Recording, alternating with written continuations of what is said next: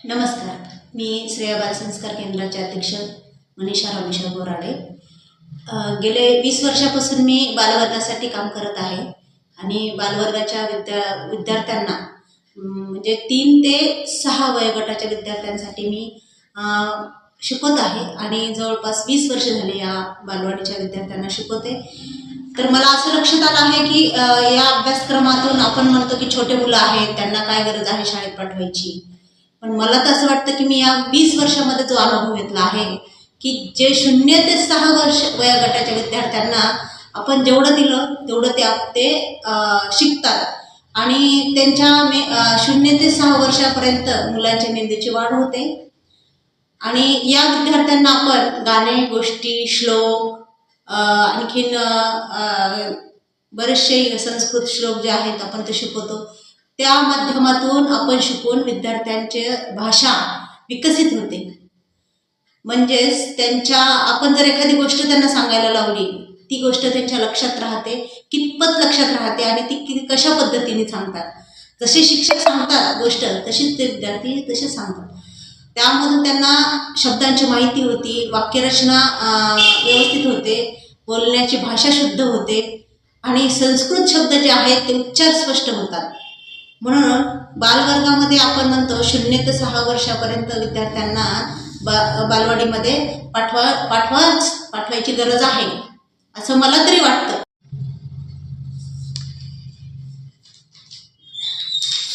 त्यानंतर वार्षिक अभ्यासक्रम ठरवलेला आहे आणि महिन्याचाही ठरवलेला आहे, आठवड्याचा ठरवलेला आहे.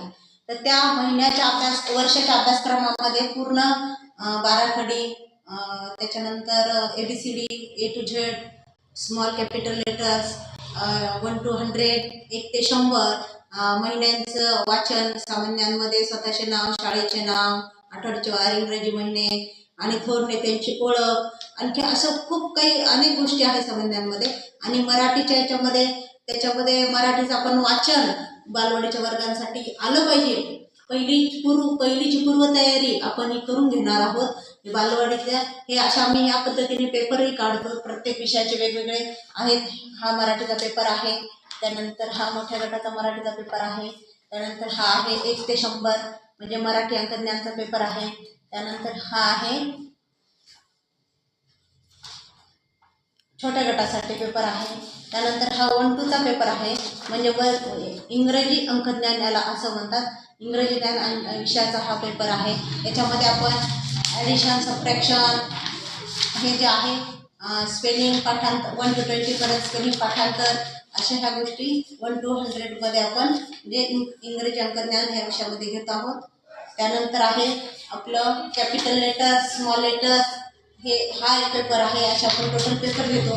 त्यानंतर आपण चित्रकला पण घेतो त्याच्यामध्ये. अशा आपण बालवर्गासाठी पेपरही घेतो. त्याच्यानंतर सांस्कृतिक कार्यक्रम घेतो. त्या सहल, त्याच्यामध्ये त्यांना वेगवेगळे ॲक्टिव्हिटीज. असं आहे की मराठी मीडियम आहे म्हणून आपण काही इंग्रजीची कमी नाही आहे, इंग्रजीचं पण आपण सगळं घेतो. त्यानंतर आपलं नियोजन वर्षाचं आणि महिन्याचं, वाराचं आणि आपले सहल, शैक्षणिक सहल त्याच्यामध्ये आपण घेतो. त्यानंतर विद्यार्थ्यांना आपण इथे वेगवेगळ्या टाकाऊपासून टिकाऊच्या ॲक्टिव्हिटीज घेत राहतो. प्रत्येक सण साजरा केला जातो. उदाहरणार्थ जयंती असेल तर जयंतीबद्दल आपण विद्यार्थ्यांकडून भाषण पाठ करून घेतो, वेशभूषा तयार करून घेतो. या सगळ्या ॲक्टिव्हिटी ज्या आहेत त्या या बालवाडीमध्ये आपण शिशुवाटिकेमध्ये आपण करून घेतो. आणि इंग्रजी जे आहे, इंग्रजीवर तेवढाच भर आहे आणि मराठीवर तेवढाच भर आहे की दोन्ही विषय समान आले पाहिजे यासाठी आपण प्रयत्न करत आहोत. आणि बालवाडीमध्ये आपल्या श्रेया बालसंस्कार केंद्रामध्ये 100% पहिलीला जाण्या अगोदर विद्यार्थी मराठी आणि इंग्रजी वाचन करतो. हे 100% आपण गॅरंटी देतो. वर्षाचा, महिन्याचा, आठवड्याचा अभ्यासक्रम ठरवलेला आहे. तर त्या अभ्यासक्रमाची मी थोडक्यात माहिती सांगत आहे. दैनंदिन परिपाठ होतो, 17 श्लोक होतात, 9 धून होतात. प्रत्येक महिन्यात 4 गाणे, अशा 4 गोष्टी, प्रत्येक महिन्यामध्ये 4 खेळ, याप्रमाणे 36 खेळ होतात. प्रत्येक महिन्यामध्ये 1 प्रयोग, तसं 9 प्रयोग होतात. वर्षभरात 6 क्षेत्र भेट आहेत. त्यानंतर वर्षभर येणारे सण, उत्सव, उपक्रम उपक्रम आपण साजरे करत आहोत. श्रेया बाल संस्कार केंद्राला अवश्य भेट द्यावी.